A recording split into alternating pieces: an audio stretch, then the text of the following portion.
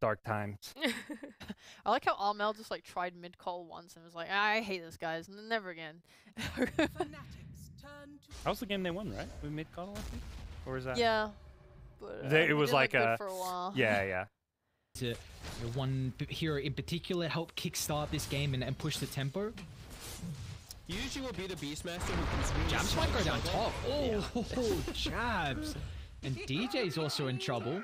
While Morai trying to learn a different playstyle because they, along with everyone else, kind of thought this was the gameplays of that thought. Jabs is a bit separated from the team. Fnatic started to connect. Aurora's gonna hold back the damage from Gabby. Cuckoo jumps in the river as well, but they don't kill off Jabs.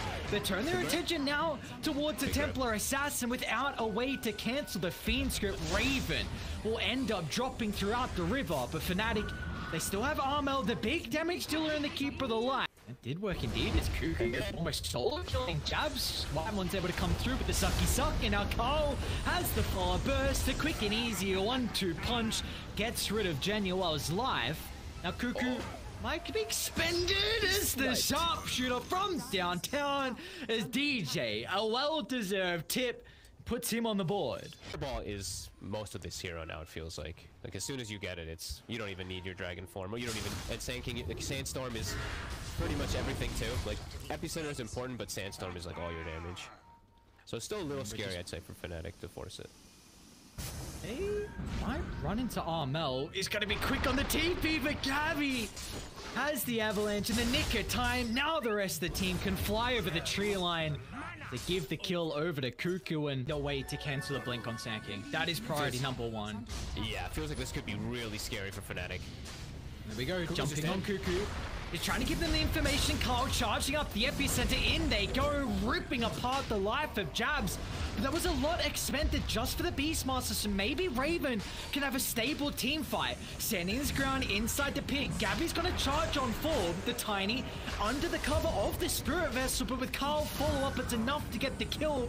But still Fnatic, they haven't dealt with the Keeper of the Light, as Armel just dishing in bursts of damage from the sidelines, but an exceptional Fiend script is counted out the last second thanks to DJ and Fnatic. They are not done just yet.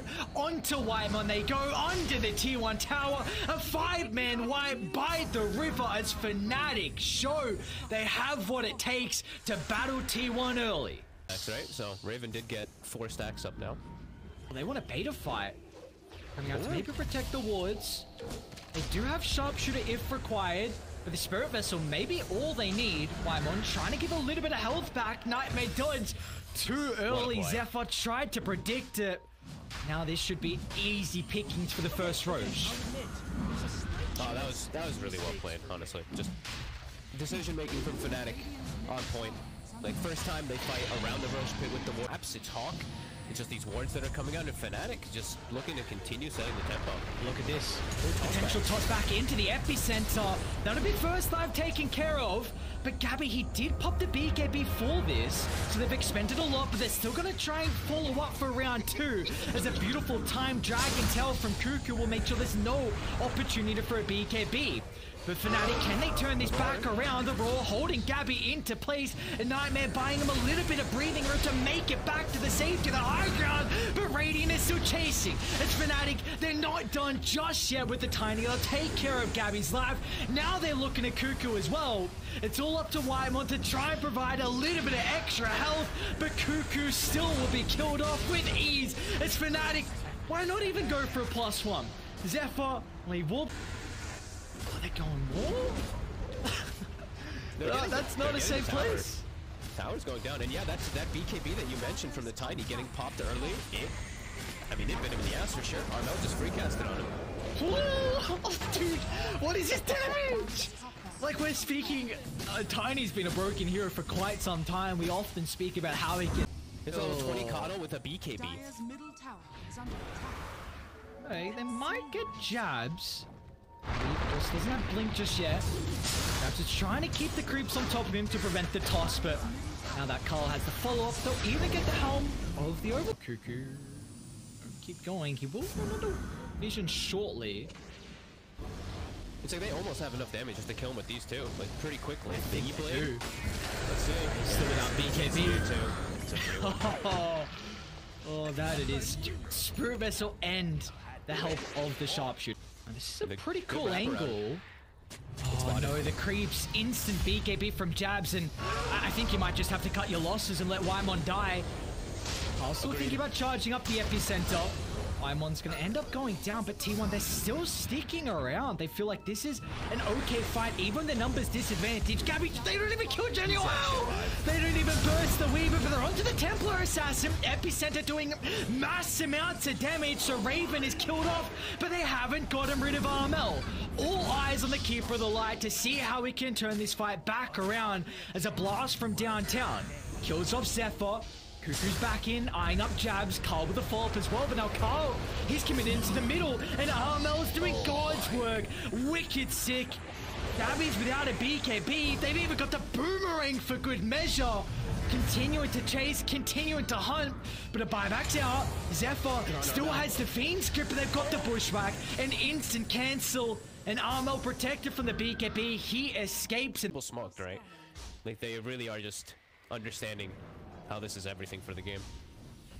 And yours under a ward. You're gonna lose your advantage now if the Eric Carl jumps in. No! The epicenter completely wasted. Now this is all Fnatic's fight. But do you charge in the river? Fnatic playing patient. They know they have time on their side. Another ward drop. Waimon would hate to lose the gem. It's actually given over, but it doesn't matter. DJ Sharpshooter from downtown once again. He's on point. And they have to buy back. The Pugna's needed for the fight. My god, has DJ's gotten what, like 4 beautiful snipes so far.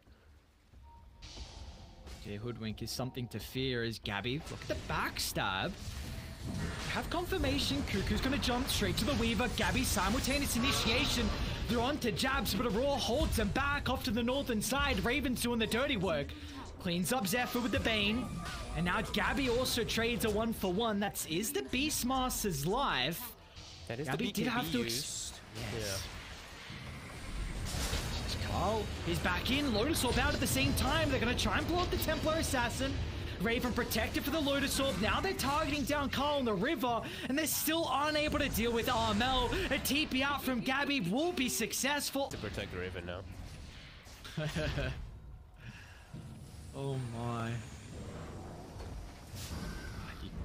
They even have the Hawk, so they're scouting out Cuckoo. They have so much information. They're going to see Gabby's position as well. I mean, this is like the Harpy pretty much. Like, they see the entire fight. Let's go. Gabby jumps in, but a toss off the mark. Not a lot expended, although, well, maybe the life of Cuckoo. Not even a hope to pop the BKB before they get set up. So there's a threat of Gabby with the backstab. Almost 25 Kotl. Dude. Double Lincolns and Lotus Orb. This is it's always overlapped in protection. They're gonna try and jump. Calls him in the epicenter. It's a decent amount of burst, but Raven stands his ground, and our jabs will hold back Gabby through the BKB. And well, that was their attempt. They blew everything to try and get rid of the first life. DJ just literally one-shotted the Pugna. There we go. Cuckoo back alive. They're trying to deal with the first life, but Armel just giving him so much help. The blast! The blast! It killed off Carl. It's always been Armel's game from the laning stage to the end. What a monster.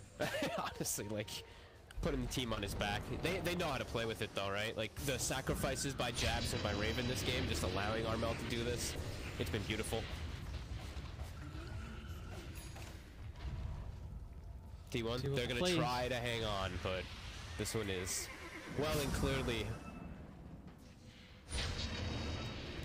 It's alright, they got 1%, I believe. 1%. I believe in the 1%ers. Gabby. Awesome with the T4 tower, but Raven no messing around. Instant BKB and turns for the Bane.